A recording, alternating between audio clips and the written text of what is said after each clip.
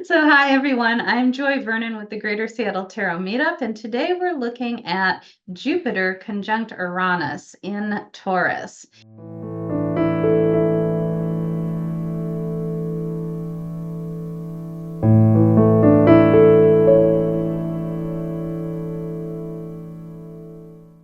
And we're going to look at some mythology. We'll look at a little bit of historical precedents for this, and then kind of see what kind of themes we can pull from that and how that might apply to us personally. Okay, so here we go. Jupiter conjunct Uranus in Taurus. And that image that's kind of grayed out a little bit, but in the background, that is Prometheus sneaking up to steal fire from Jupiter, from Zeus. So here's the topic. So we're going to look at just the general astrological energies of Jupiter and Uranus and Taurus. We're going to explore the mythology of Zeus and Prometheus, and it's Richard Tarnas that equates Uranus with Prometheus. And I've done a talk, I think I had done Saturn square Uranus, where I really went quite a bit into the Uranus as the Greek god of the sky, Uranus.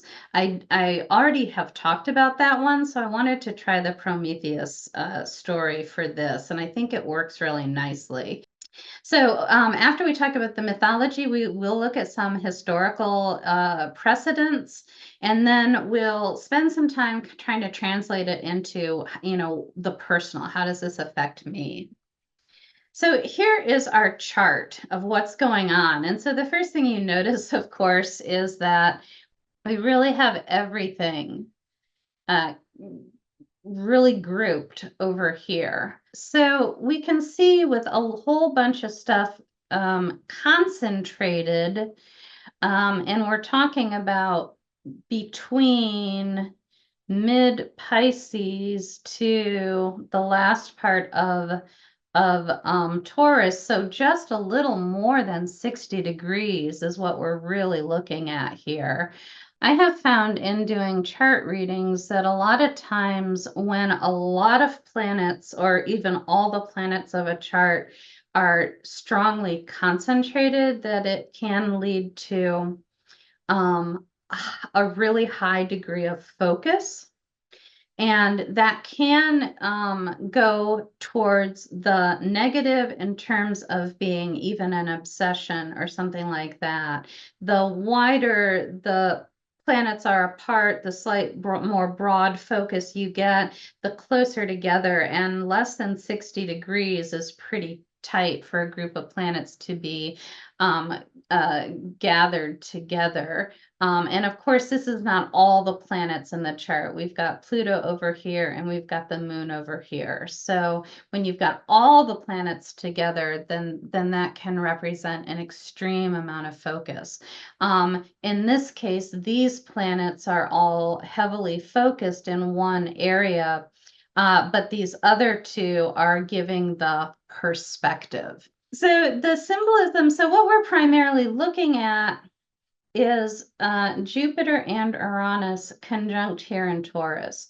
One of the things that's very interesting, of course, is that we also have at this time, let me see if I can get my planets situated. So this red line is for the sun, just entered into Taurus on April 20th, or whatever the day before. Why I wanted to point that out is that I don't know if this is a thing or not, but it seemed like a lot of the historical Jupiter-Uranus conjunctions happened when the sun was in Taurus. And so that's just like a question mark to put out there and say, is that it's probably just a coincidence. I don't think there would be any reason for that.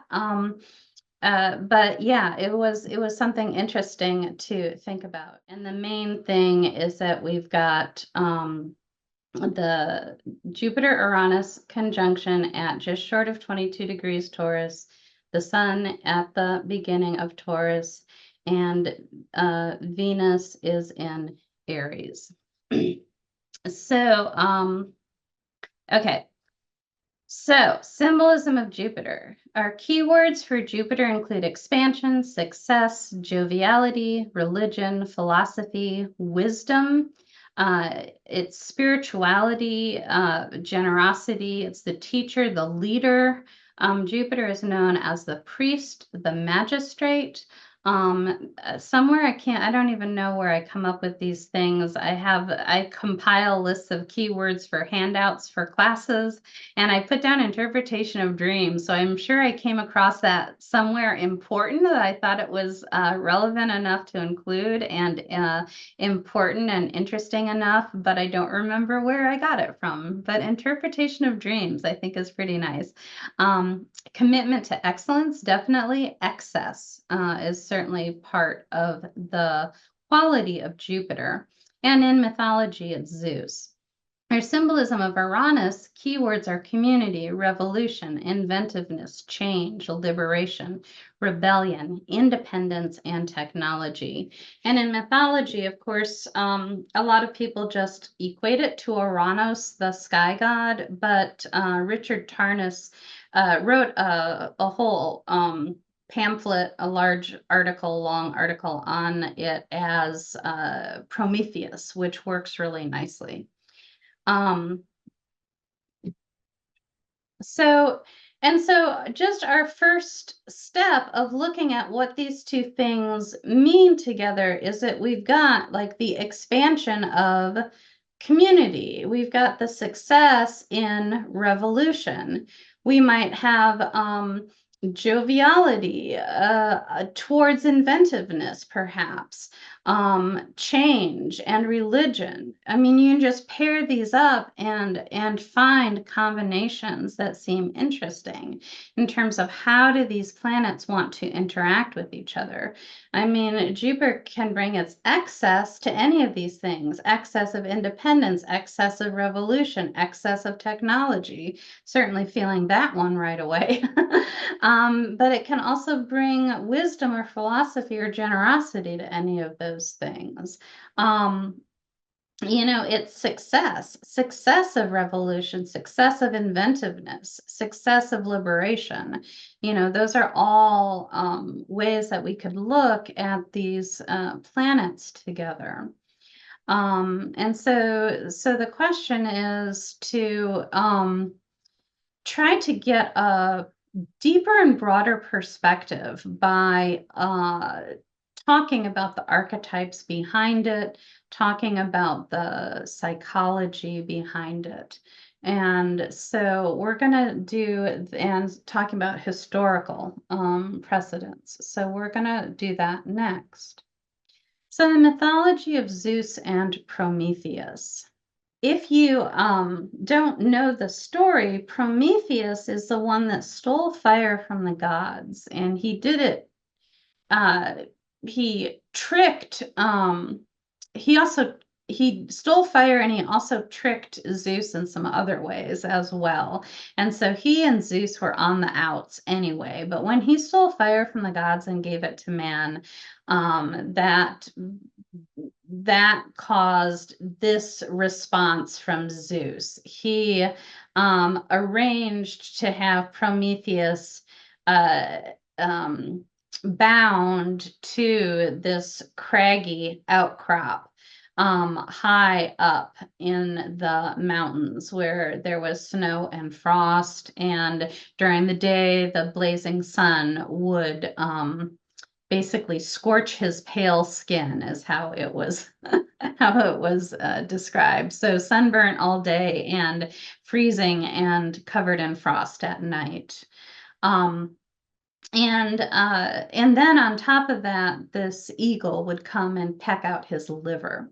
So Prometheus stole fire from the gods, and one of the quotes from a translation of whichever, I read a number of stories. I don't remember which one. This is probably from, I like the why can I not remember these things? Aeschylus? Is that the right name?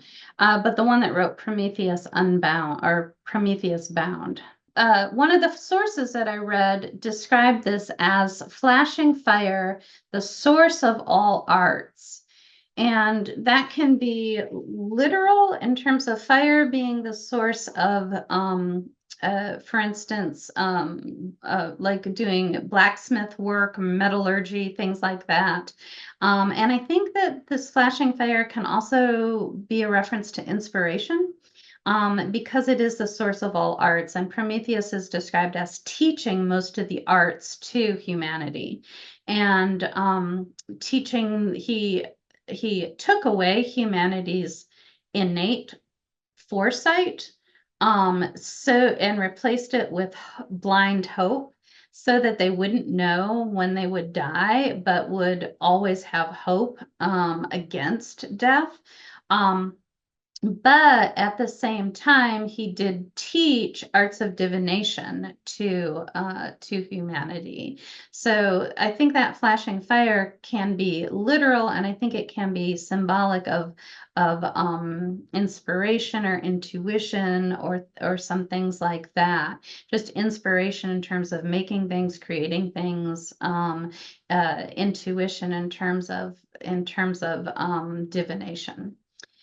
He referred to himself in one of the stories as the foe of Zeus. And so here we've got our two characters that are getting together in the sky as foes. And so that adds to this balance of power between Jupiter and Uranus.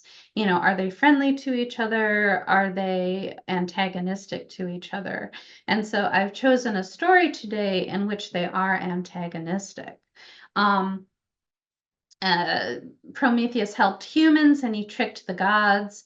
Zeus punished him by requiring him to be bound, and the words were actually, what the word used was riveted. And the sacrifice, even though this was written, this story that I'm referring to is written in the 5th century BCE, there is a very distinct reference to the Roman tradition of crucifixion, and it brings a lot of parallels between Prometheus and the Christ figure that comes around later. So he was riveted to this rock.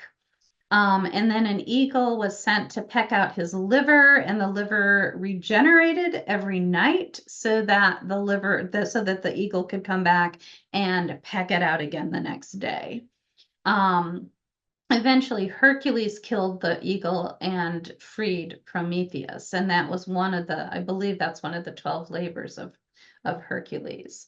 But there's a variety of stories. And another one has Prometheus banished to Tartarus, and basically, when he was riveted to the rock, Hermes came to him, because Prometheus means forethought, and that was one of his gifts, is that he had knowledge of the future. Hermes came to him to get info on the prediction, because there had been a prediction that Zeus would be overthrown by one of his children, and he wanted to get all the facts on that so that he could help Zeus out, prevent that from being happened. And so he wanted info on this prediction that Zeus would be dethroned by one of his children. Prometheus refused to tell what he knew. And so you can see that Prometheus is here getting his liver pecked out, or something pecked out. I think that eagle's working on his liver. Some of the stories do say heart instead of liver. And then Mercury, Hermes, is up here. He's got his little traveler's cap, and he's got his caduceus kind of pointed downwards over here. And so, you imagine that you're you imagine that you're sitting there having your liver pecked out, and Hermes is just over there leaning against a rock going, so, hey, Prometheus, Zeus wants to know, who is it that he marries, whose kid is gonna, or not marry. Zeus was not known for that. Who's he gonna be with? That, that kid's gonna overthrow him. And Prometheus is like, blah. And what does he say? Does he say, yes, I will tell you so that you can take this stupid eagle and get him off me? No, he says, nope, I'm not going to tell you. And so because he wouldn't tell, Zeus wanted to punish him further and blasted him, rock and all, down into Tartarus, the underworld. And so then he was pecked and affixed to a rock and in Tartarus as well. And he could only be released if someone took his place. And in one version, Chiron takes his place. In another version, Zeus just releases him himself. And so, and the language, again, this is a story that was mythology that goes back hundreds of years before the Common Era, and the mythology was actually talks about him being banished to the darkness of Tartarus and that he would return to the light. So this whole kind of death and resurrection theme, this whole crucifixion theme does come through, in addition to some other themes that we have going here. Particularly the other primary theme, of course, being that he was trying to help humanity rather than siding with the gods. So that's our first kind of discussion question, is with archetypes. So what archetypes or themes can we draw from this story? So I'm gonna, I think I'll stop this. So yeah, so what are some themes that you notice when we look at these stories? What are some things that kind of come through to you? I mean, you can see where Taurus gets the idea of Prometheus for Uranus. He rebelled against the gods. He we used trickery, and some he was known for craftiness and teaching the different arts. Some of those, just the idea of, I can't think with the exact word that I want. Some of those technology is associated with Uranus, and the craftiness is a quality of Prometheus. So whatever version of technology you had at that time period. So I think there are definitely some nice correlations that we can make there, and that it does seem like a pretty good relation or association to associate Prometheus with Uranus. What are some other themes you see in the story that you think we might be able to tie into the astrology? I'm not positive, but I know a Sufi chant, and part of it is putting your hand on your liver, and it's like, let thy will become my will. And I believe, if I remember right, that the liver, at least in that context, was connected to will. So in this story, I think it's really interesting that if you take it, that somehow he loses his will every day and yet comes back the next day. And there's something in that with life and rebellion and stuff.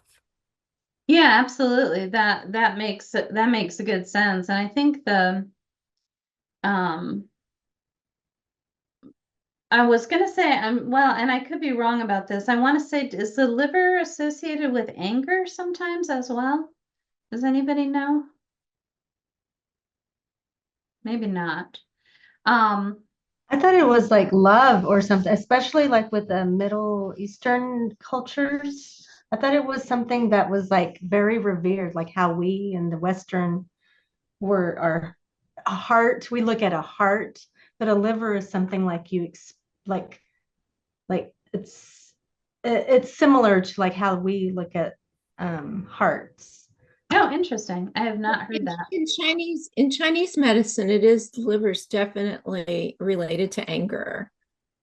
Okay, so there is a tradition there too that does relate it to anger. I thought I'd heard that. Okay, cool. Interesting. Let me read these things. So somebody says the gods were claiming something for themselves when humanity needed the fire too. Yeah, for sure.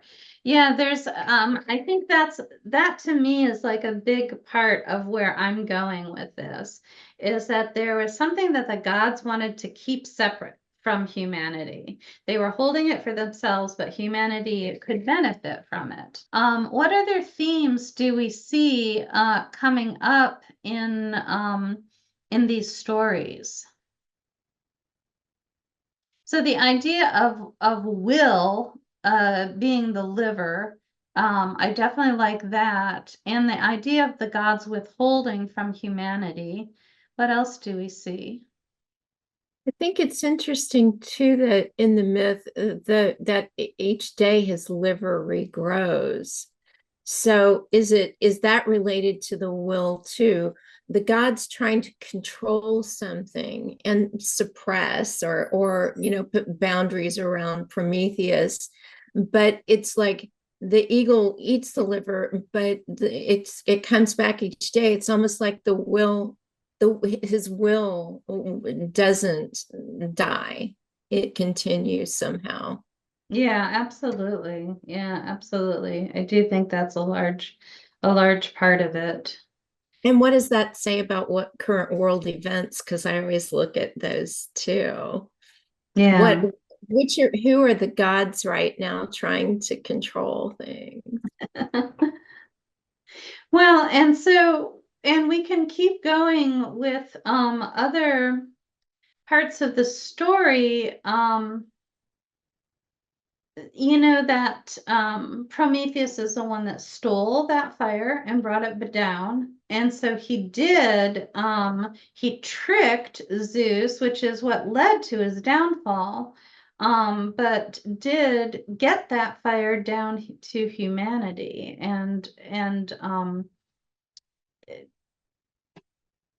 That breakthrough of, again, that kind of technological breakthrough of having access to that. Okay, you brought Yeah. it up. Technological breakthrough. Uranus was the first planet discovered by the telescope.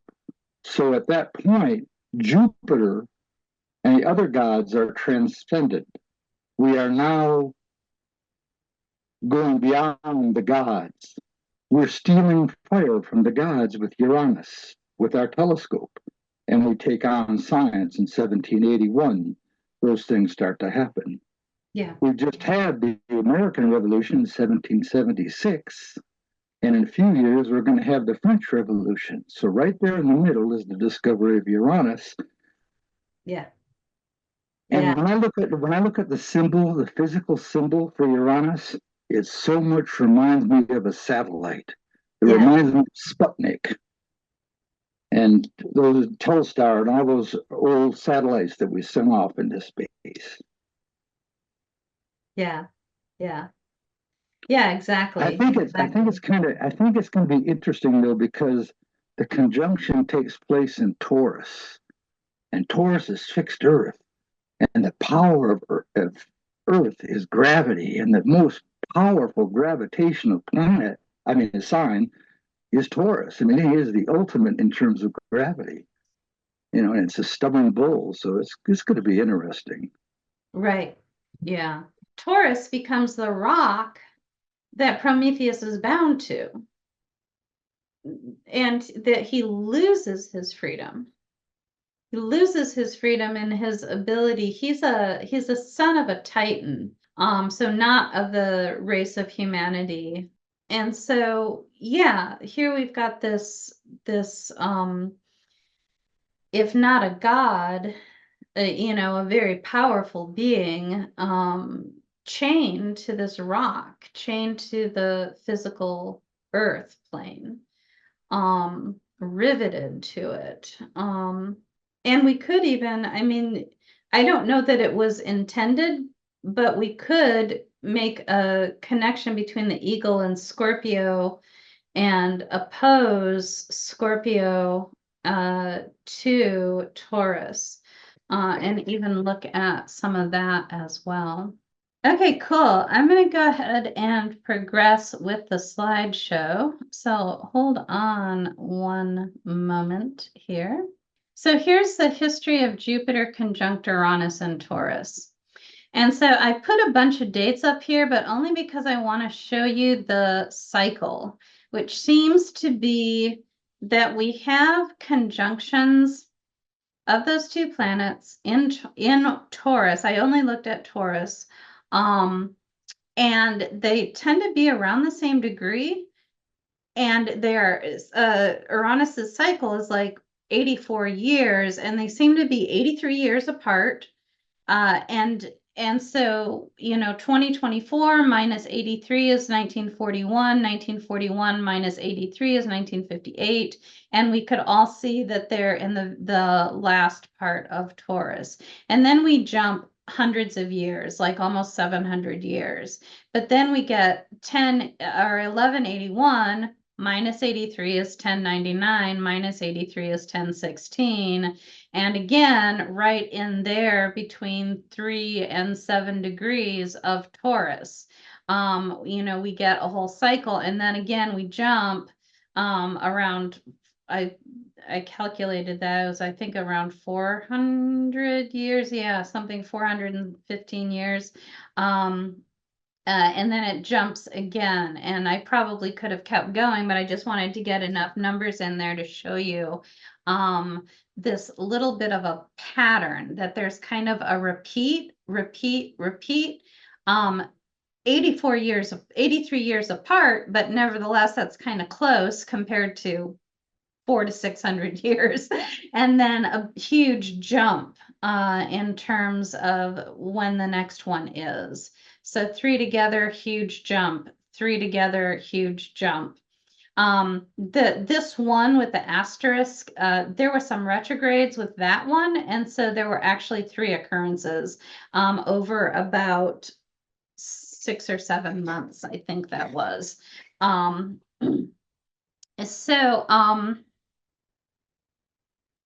So that in and of itself, I think, is fairly interesting. And I almost feel like we can add that into the story, because it feels like I can almost see this as Jupiter and Uranus as Zeus and Prometheus having it out, and then Prometheus is banished, and they don't come together in that same sign for a really long time.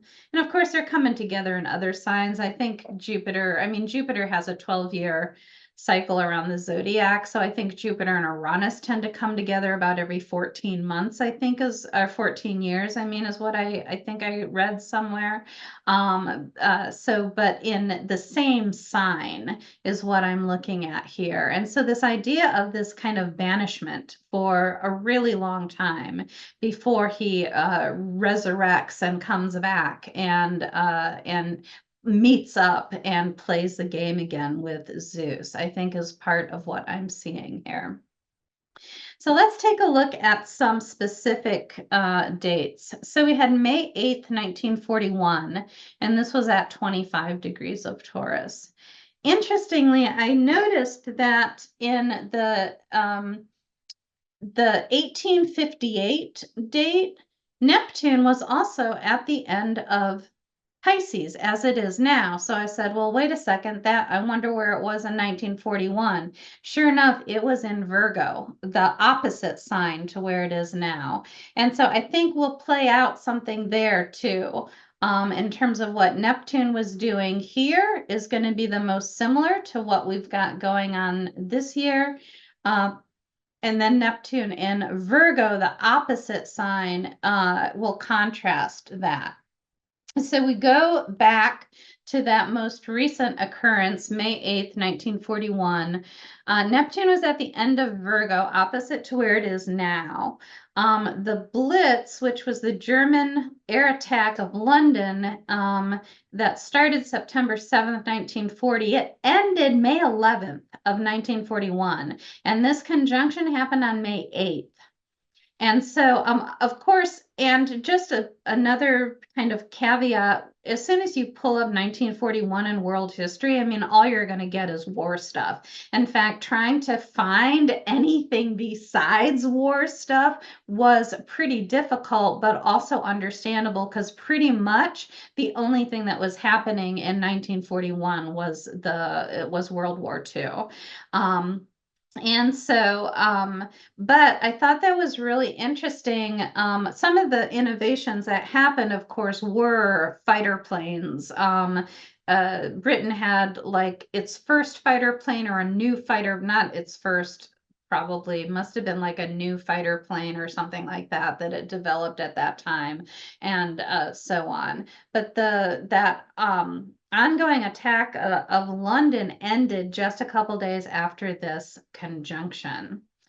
The other thing that came up for me as I was thinking about this is like, well, wait. I mean, one of the most, since my background, of course, in every astrologer that you talk to, when they talk about these planets, they're going to come at it from a different viewpoint, because they are, first of all, very few astrologers are good historians, and that includes me. I'm a lousy historian, not that particularly interested. I know that it's really useful in terms of cycles to look back at history, and get some good info there, but you know, doing an actual full-on historical analysis of dates and events and correlating it to astrology is very difficult, and would involve an enormous amount of time and effort, and keeping in mind other transits that were happening at the same time, et cetera, et cetera. But I will just say, whenever I do any kind of attempt at looking at anything with astrology, I know that I don't have a clue how to look at it, how to interpret it, or anything like that. And so, and I'm not trained in mundane astrology. So all of those caveats aside, I look for themes that interest me. And so one of the themes that interests me is magic. And so I thought, well, wait a second, this was right around the time Dion Fortune was doing that magical Battle of Britain. And if you haven't heard of that, Dion Fortune was an occultist who was got some training in one of the original, not the original Hermetic Order of the Golden Dawn, but one of the spin-off. She's a little bit younger than that, but one of the spin-off groups she was part of. So she was a member of the Golden Dawn, and then she started her own group, the Society of the Inner Light, I think it's called. But she's the one that wrote the Mystical Kabbalah, which I refer to pretty much like my Bible. And she has a huge number of books that she's written. She's really considered basically the kind of go-to person when it comes to occultism and practical uses and applications of occult techniques. She also is a novelist, so if you don't know her from her occult work, you might know books like The Sea Priestess, The Winged God, The Secrets of Dr. Tavener, and Moon Magic, and some other ones like that. So what happened in starting in October of 1939 is that she recognized the need for not just the physical work that soldiers were doing of fighting the war, but the idea of aligning people to do magical work. And so she started writing a newsletter. And I didn't research this quite. I mean, I've had the book on my shelf, The Magical Battle of Britain. I've had that on my shelf for years, and I'm really bad about getting around to things, even ones that I really want to read. So I will also say that I'm not talking from a place of a lot of knowledge, just familiarity. And what the impression that I got was that she wasn't just sending this newsletter to her members of her organization, her fraternity or whatever, but that she was really kind of making this open to anybody, even people without any magical background or magical initiation. And so that continued for about 3 years. She sent out these newsletters, and it was one of those things where everybody was going to gather at a specific time and do a meditation together. And then you, about half an hour beforehand, you opened your guidelines for that day's meditation or that week's meditation or whatever it was. And then they met astrally at a standard location and did a series of visualizations and other magical work. And one of the things they did, which I think is probably what's being represented by this artwork over on this version of the cover, is one of the things they did was visualize the archangel standing around the island of Great Britain and guarding the coasts. And it is historically accurate that Hitler had everything ready to go to invade England, and that would have been a really strong move for him, and it never happened. And there's, there's a lot. Again, I'm not a historian. I don't know all the ins and outs of everything that was going on. But there was a certain amount of just plain luck, I think, that happened there. And so a lot of people really give a fair amount of credit to Dion Fortune and the work that she was doing. So the idea of using magic and group visualization to establish protection of the place that you live. And she also was really, it's very important to her to work with whatever your mythology is that you grew up with. And so she was using a lot of King Arthur mythology in terms of establishing her symbols for the visualizations that she was doing. So that to me was, I was like, wait a second, that's really interesting, because that was like a major magical working that happened at that very time. And so I actually looked up in the book, because I do have the book, what was happening, what her letters were from around May 8th. And the one at the end of April, she said, our first stage of work is now complete, and we begin our second stage. Oh, and she said, we have made connection with the teachers, is what she said. And I was like, I'd be very interested to analyze this whole book in terms of that Jupiter-Uranus conjunction, because it's just like, okay, so a week or two prior to this conjunction happening, she said, we have made connection with the teachers, and Jupiter is known as a teacher. So I think that is something very important there. I'll go on with a couple other examples here. Franklin Delano Roosevelt, in his January 1941 State of the Union address, did talk about the 4 freedoms. Uranus is associated with freedom, so I thought that was worth keeping, even though it's not totally on point for where I want to go with this. I thought it was a good, and this just the idea of, it parallels the theme that we discovered. Humanity has a right to certain things, like humanity has a right to fire, humanity has a right to freedom of speech, freedom of worship, freedom from want, freedom from fear, so some things like that. So I thought that was relevant. And then fascinatingly, in 1941, I think the actual date is after Jupiter has moved into Gemini, but I'd have to double check that. These people here, scientists, reported the nuclear transmutation of mercury into gold, which of course is the alchemical objective,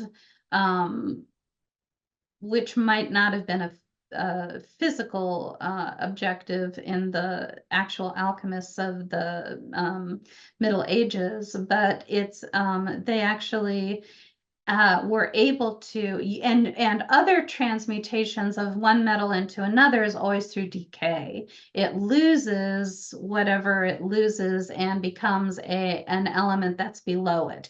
And this is where they bombarded it with energy, Uranus, and changed Mercury into gold. Again, don't ask me to explain anything scientific. I have no idea, but that is something that I found, and I did find a couple different articles on it. So that was going on the last time we had Jupiter conjunct Uranus in Taurus at a very similar degree to where it is today. One of the interesting things was that Neptune was at the end of Virgo. And I think the very fact that Dion Fortune, Neptune is spirituality and meditation. The very fact that it was in Virgo and Dion Fortune is like, I don't care who you are, come on, I'm going to teach you how to do this. It was very Virgo. It was like, okay, our meditation is going to be Virgo style. Even if you've never done this, this is what you're going to do. She had a whole series of letters that got everybody up to speed in terms of how to visualize and stuff like that. And she's just like, we're going to take it from step 1, sit down in a chair. Like, this is what you do. This is how you get yourself into the headspace, all of that kind of stuff. And so I think there was a very much Neptune in Virgo experience there. So then we go on back another 83 years to May 23rd, 1858. Now Neptune here was in Pisces. And so that's what we've got now. And Neptune in Pisces is very meditative, very intuitive, very lost in the clouds, lost in the ethers, and not very grounded. And so what do we get? The Vision of the Virgin Mary at Lourdes by Bernadette Soubirous, who eventually became sainted much later in the 20th century as Saint Bernadette. And starting Thursday, February 11th through July 16th, 1858, and the actual from Jupiter in Taurus at about 9 degrees of Taurus through Jupiter in Gemini. Again, a lot of my examples crossed, and it's almost like, and sometimes was this one that had, yeah, to Jupiter, and this was when Jupiter and Uranus were at 29 degrees of Taurus. And so both of them were about to move into Gemini. And so this exact thing started in Taurus when, nobody believed her. It's like only she could see the Virgin Mary, all of this stuff. It was very locked down, and her mom kept telling her, don't go out there. You don't know what you're messing with. This could be dangerous. And through to both of those planets getting out of Taurus and into, and rocks. Are rocks involved again? Taurus, yes, it was a grotto, and out into the freedom of Gemini and the ability to share and communicate information. So again, very interesting. The closest date to the conjunction is when the vision said, I am the Immaculate Conception. And so like the kind of the height of the series of visions, that's when they really were like, okay, this is for real, because that girl, first of all, the Virgin myth, she was, it's in France, but she spoke a different language, and I forget what it is. I've got 2 or 3 words going through my head. I'm like, is that the right one? I don't think so. So the Virgin Mary spoke the girl's native language, which is how visions work. They communicate with you in the way that you need to receive the information, but she spoke very formally. So it's not like the girl was just making it up. And then the vision used the word, I am the Immaculate Conception, and the girl didn't know what that meant and had to go home and tell her parents that that's what the woman said. And then her parents were like, okay, you don't even know what this word means. So yeah, you've got something special here. So again, and now we've got Neptune in Pisces at this time. And so to me, this is that light coming through, this cosmic energy coming through to somebody that is naturally gifted with it. Unlike in our previous example with Neptune and Virgo, Deanne Fortune's like, I don't care if you have a gift or not, you're going to get on, you're going to sit down, you're going to do these meditations, and I'll teach you every step of how to do it. Also, interestingly, again, this is only a little more than a week after the conjunction. However, again, because it was so late in Taurus, both planets had moved into Gemini, so they're still pretty close together. But the comet Donati, the first comet to be photographed, and Will made that important point about Uranus being discovered by telescope. It actually wasn't, it was actually observed prior to that, because it can be observed if you're careful and have the right lighting and have good eyesight. You can see it without a telescope. And so it had been noted, it had always been thought that it was a star previously and not a planet. But it was the invention of the telescope that did allow a lot easier visualize, what's the right word, being able to see it better, and marking, being able to see it so clearly and on such a regular basis that you can track it and notice that it's not following the patterns of stars, not moving with the stars, it's moving separate from the stars, and so is a planet. Anyway, sorry, we are talking about the telescope and the association with technology, and now here's the first comet to be photographed.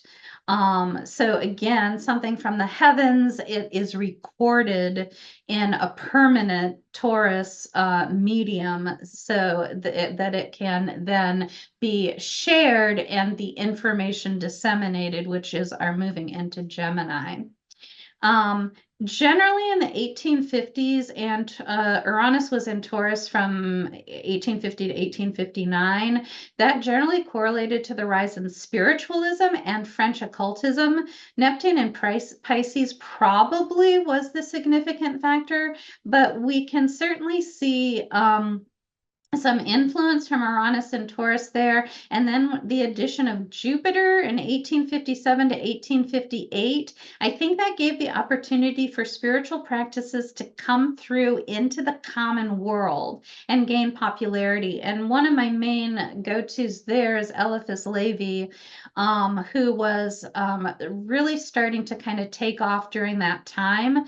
In his first book, he had some books written earlier in the 1850s, and then his kind of masterpiece, Dogma and Ritual of High Magic, the first volume of that was published, I think, in 1860.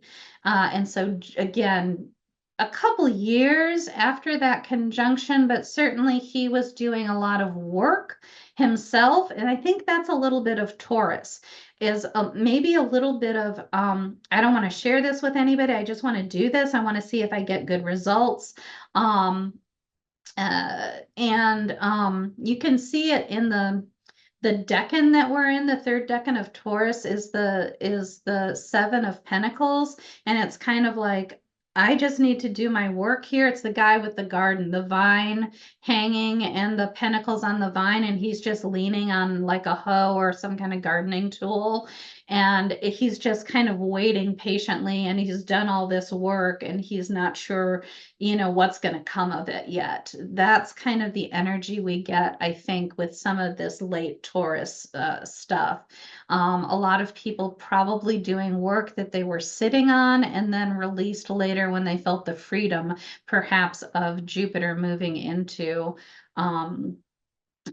Gemini, perhaps Uranus moving into Gemini, and so on. So then we go back to 1181, and of course, there's not nearly as much information about older dates like this. And the things that get recorded, again, I mean, no matter what you look up, it's almost always this person beat up that person, this person took over the control of that place, and so on and so forth. A lot of war stuff. But in this conjunction was June 20th at 3 degrees of Taurus. And in August, when they still would have been in, both planets, of course, still would have been in Taurus. So it's not quite the conjunction, but it's only a couple months later, 6 weeks later. Chinese and Japanese astronomers observe what has come to be understood as supernova 1181. One of only 8 supernovae in the Milky Way observed in recorded history. It appears in the constellation Cassiopeia and is visible in the night sky for about 185 days. And you can see that Jupiter was at 9 degrees and Uranus was at 4 degrees of Taurus. So they're only 5 degrees apart at the time of the observation. And I just looked up, I'm always trying to find images, of course, that are public domain, and NASA images are public domain. So when I searched on supernova, this took me to a NASA page that's what is a supernova, and this was the image there, and I'm like, oh my God, that is the Orphic egg and Phanes coming out. It's totally crazy. And the idea of Prometheus stealing the fire, this is the fire of the gods, the ability to create. And Prometheus taught the arts to humanity, and art is creation. And so I thought that was really, really powerful, and what an amazing image to find there. The bursting forth from the Orphic egg is just absolutely 100% clear there. And so again, in this background picture is another supernova. So I guess supernovas like dissipate into nebula or something like that. Anyway, this was the Crab Nebula. This was on that same page on the NASA site, and it said that it was the Crab Nebula and that it was the remnants from a supernova from a really, really, really long time ago, like 10,000 years ago or something. Anyway, so I don't know anything about space either. Just some days I don't think I know anything about anything. Hopefully this talk is good. Oh my God. Okay, so archetypes. What archetypes or themes can we draw from these events? I'm going to stop sharing now so that we can talk about that. So what do you guys think about this stuff? It definitely seems like freedom through like humanity's own creativity is kind of like an ongoing theme. And also like freedom through like a spiritual connection, like with all that Neptune and then like the opposition in Virgo and then back to Pisces again. When I think of like the 1850s, obviously, like you think of the Civil War and I always think of like cameras and film, and like you mentioned, like how that was being developed, and but it was also like the first time that people got to see what actually happens in a war, and the images were like really, shocking to people, and I don't know, maybe like the first time that people were actually able to like reflect on um destruction and war and all of the consequences of that in a really like real way. And then that was also the year that Abraham Lincoln made his House Divided speeches. I thought it was like funny that then FDR made his speech in 1941. Yeah, Um, yeah. Definitely like that theme though of like humanity trying to use either technology or spirituality to be, achieve a level of freedom and transcendence and all that kind of stuff. What are some other are some other archetypes and themes that we can see within our historical examples? It kind of reminds me of Enoch and the Watchers, like coming down and giving the goods and then all the stuff. Yeah, yeah. Divinity, using divine abilities, I think is to me a theme that's coming through. And I think we can extend that into the way that we understand. I mean, I think technology to us is often like doing things that we never thought were possible. That's what we think of with technology. And so photographing a comet for the first time, seeing a planet with a telescope for the first time. I think some of those energies are again kind of coming through as a breaking between the separation of the heavens and the earth. And even if you look at Uranus as Uranus, the sky god, and Taurus as Gaia, the earth, and that's what I talked about when I talked about Saturn square Uranus a couple of years ago. The whole story is that they come together, and she didn't want them to come together, and that was his fault. And he suffered for it. But this connection between sky and earth, and Prometheus stealing the power of the gods and sharing it with humanity. I think that's what we're seeing here, and what the themes are. And for me, it comes out as more psychism and magic, but I think you could extend those themes, obviously, with the first examples of photographing a comet, the first example of observing a supernova and recording that so that other people can will know about it in the future. Again, all of the Taurus things seem to like shift into a Gemini communication, dissemination of the information. So I think that there's a big part of that to this. Any thoughts about that? I'm a bit of a geek on World War II, which is a bit unusual for women. I don't know if you know, we invented the radar. They used to call them castles in the sky because they couldn't explain how it worked. But they then started using the radar at night time, and the Germans hadn't got a clue how the British could fly at night and bomb them. So they spread all these rumours that everybody in Britain, we were all eating carrots and we could see at night and things like that. So, well, yeah. those are all really good examples, and they follow the themes in terms of having a what appears to be a supernatural ability or skill or technology. We've got a couple comments over here in the chat, so I want to take a look at those. Hildegard of Bingen, born in 1098. She said, from my early childhood, before my bones, nerves, and veins were fully strengthened, I have always seen this vision in my soul, even to the present time.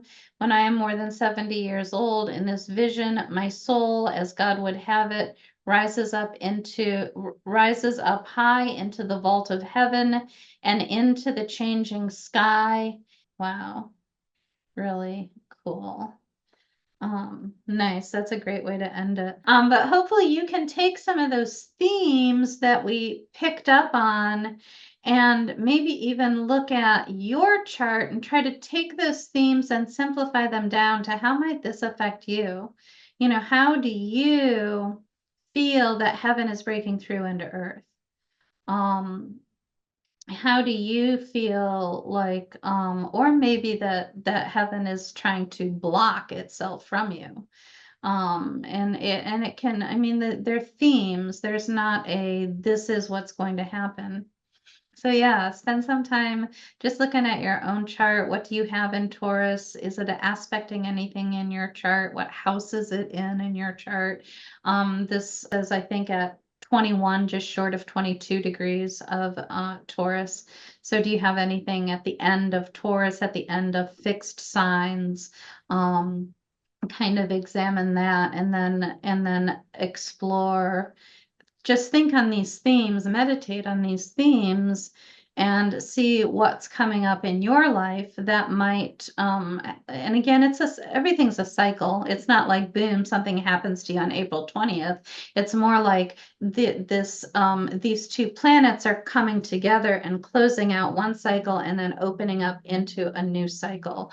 And so what new cycle might be opening for you at this time, particularly in the field of the conjunction of heaven and earth, the stealing of divine power and manifesting it on earth, or the denial, possibly the being chained to the earth as some kind of divine punishment. Again, it can appear in any way, and it's just your opportunity to explore it and meditate on it, and the circumstances of your life, whatever else in your chart might be affecting it, and see what happens, see what you get.